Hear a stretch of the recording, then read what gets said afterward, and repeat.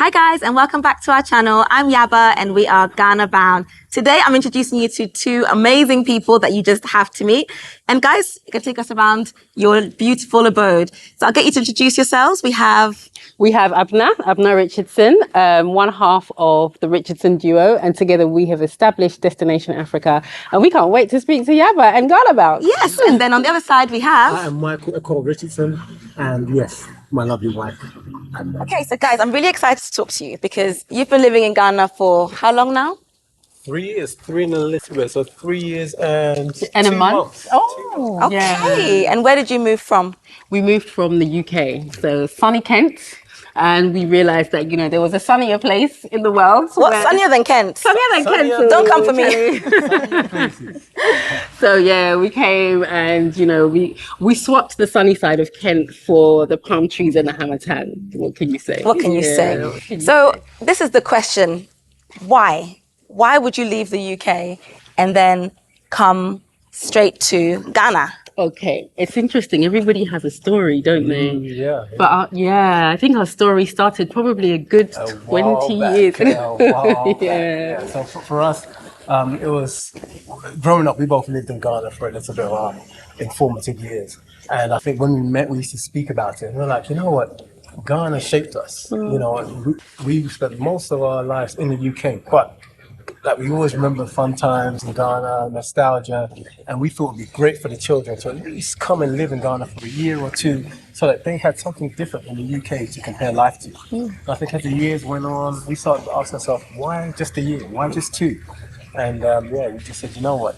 I think we should make it a permanent thing and do the big move. Yeah. The big move. Yeah, and I have to say, actually, Michael makes it sound like we decided, but even before we got married, right? As we met, he was like, the plan is to move to Ghana. And I wasn't always before you got married. Before we so got, you knew. Oh yeah, that was part of the agenda. It was like, hey, Charlie, if we're not moving to Ghana, we're not marrying. You see how he's not telling the whole story. I like it. But it's nice. You knew what you wanted at that point. And how did you feel about that? Initially, I think I was off that old mindset, where everything is in the West. You can't really achieve much in Ghana. You can't really achieve much in Africa. And I think we came for a holiday. It was 2007, and it was Kufuor time. Things were starting to turn around. The economy was booming. And I thought, actually, you know what? I could see myself here. And the definite time was when we had children. That was what put, everything. That was a game changer. Yeah, it was. That sort of tipped it over. It did. So one thing people I know often say is, but how can you transition financially? And the only reason I'm talking about that at this point is because you had an active business going at that time too. Yeah. So tell us a bit more about that business, plus having to move over from it. Right. So I think when we decided we were going to move over, there were so many things we had to look at to see if that transition was going to be seamless enough in order for us to make that move. Yeah. So we decided that, whatever we have now in the UK has to come with us to Ghana. So it was really transitioning the business and seeing how we were going to be able to encapsulate everything from the UK to Ghana, keeping the people that we had in Ghana, in the UK, building a new family and community in Ghana, and it worked, but it didn't work overnight. So, I mean, basically, I would say plan, plan, and plan some more. Because firstly, you have to decide to yourself, what do you want in life? Ghana isn't what the UK is. And if you want it to be exactly a lift and shift, you're either going to struggle, because even the mentality of the people and the culture is totally different. Yeah. So you could lift up all your niceties and live in the garden, but things are different.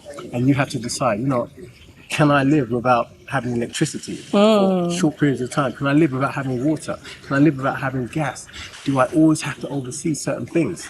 And if you can't, Ghana may not be the place for you. But we looked at all these things, weighed them against what we thought were the benefits, the positives, and we said, you know what, we're willing to do it.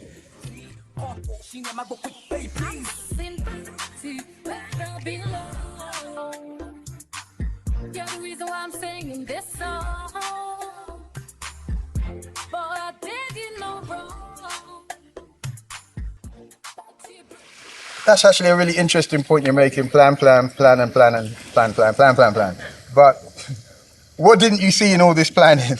Yes. Tell us the bits you missed. What are the bits you missed?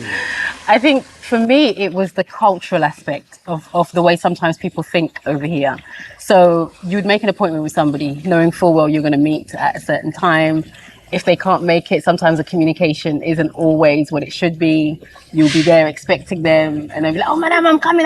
And it's not there.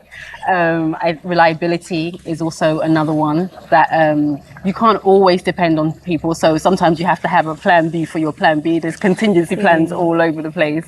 Customer service, I find sometimes is lacking. And I have even come up with a strategy. So if I go somewhere and the customer service isn't what it should be, I actually make it a point to speak to those who don't give very good customer service in the hope that for the next person it would change. And Okay. yeah. I've not heard someone say that as a tip, but that's really good advice, actually. Yeah. Tell them. Sis, before I used to go away disgruntled, and then I thought, why are we doing this? Why are you carrying It has to be the change, we have to be part of it and to improve where we can. Like you're saying, if you say it and then someone else goes and says it again, after a while, they'll get a message. There's a stream of people. So it's good to, when you see something, identify it. Because one of the things that really bugs me here is sometimes I think the appreciation of language, and especially English. So you'll be in a mall somewhere, in a public place, which is for the whole family, and people will be playing explicit music, like uncensored music. And there's the effing and the bees and the this at a swimming pool. You've got everyone nodding here. And It's just true. absolutely So inappropriate. drives me crazy. Yeah. So where I always make it a point to address the issue, to let them know that, we're here on a Sunday afternoon with the children, having a drink and swimming by the pool, and you're playing the most Gangster rap. And, so stuff like that is something that gets me. And another thing is when you agree with someone in word. So you say, do me a favor, someone's coming tomorrow at 10 o'clock. Make sure this is done or this is in place, or you bought the drinks, you put it in the fridge, and they say yes. Come 10 o'clock, are the drinks in the fridge? Or 5 minutes to 10, are the drinks in the fridge? Are the snacks here, they ready? As I told you, as we agreed this morning. And oh no, something happened. But you didn't tell me, you didn't inform me. And that's one side that also gets me. You've been here for 3 years. In that time, you must have seen plenty of people coming and going, returnees, making it and not making it. Is there anything that what have you seen? Well, fortunately, we've seen less people go and more people stay. So, it's a shame when people come and they don't last or they don't achieve exactly what they intended to. I think one of the reasons that can happen is, poor planning, so not really putting or lining up all their ducks in a row to see how it's going to work.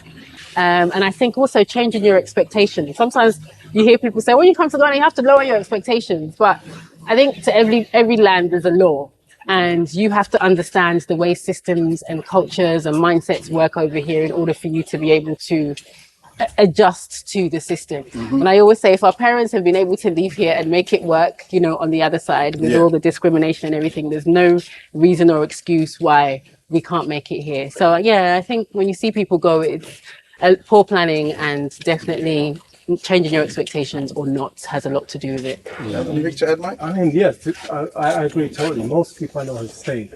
I think one or two that have, you normally hear them complaining about certain things which haven't changed. It is Ghana. Ghana's going to be Ghana. But as I've said, they probably weren't prepared for it or weren't ready to submit to some of the things which you cannot change. Well, this is the thing. What are you talking about? Like they weren't ready for Ghana. Can you dial in a little bit more? So I'm talking from things like the poor customer service, like knowing that, the best way to come to Ghana is to try to do something for yourself. Don't accept or expect the system to take care of you or to cushion blows for you. You need to think about that yourself, and you need to be in that space and place where you may have to take a risk, but hopefully it's a calculated one, and whatever happens, you're looking to see that through to the end. So that's the part and parcel of it. And if you accept it, then come what may, you'll stay. Okay, I'm going to put you on the spot here as a couple. Don't worry, no one's getting out. Oh dear. if you was to say three things, do come to Ghana if, finish the sentence. Do come to Ghana if the motherland is calling you. And it's not just a come to Ghana because you've experienced the sunshine. And I say Ghana, I use the term loosely. Come to back home, come to the motherland, come to Africa. Don't just come here because, you've seen and enjoyed the parties and the ambiance and the environment. Right now, I think we just left December and we've got dirty December. There was a whole load of people that came down.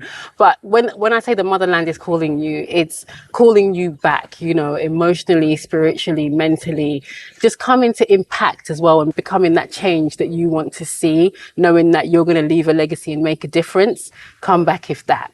Okay. That one, Samuel. Oh, that was. Hey, this one, she covered something. I think we're done. You're not getting away there. No chance. Got out. Okay. Come to Ghana if you're ready to carve out a new life for yourself. If you're ready to establish a foundation for future generations.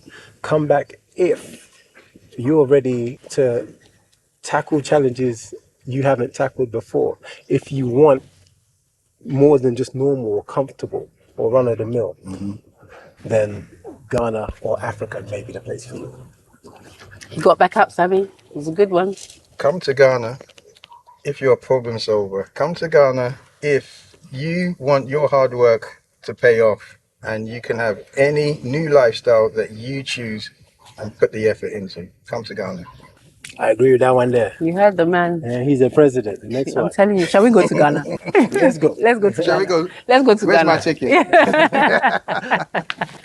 Thank you so much, guys, for watching. For the Richardsons details, look in the description box below. And for those of you who have not done so already, please don't forget to subscribe to both of our channels in 3, 2, 1, way. Welcome to the family and see you in the next one.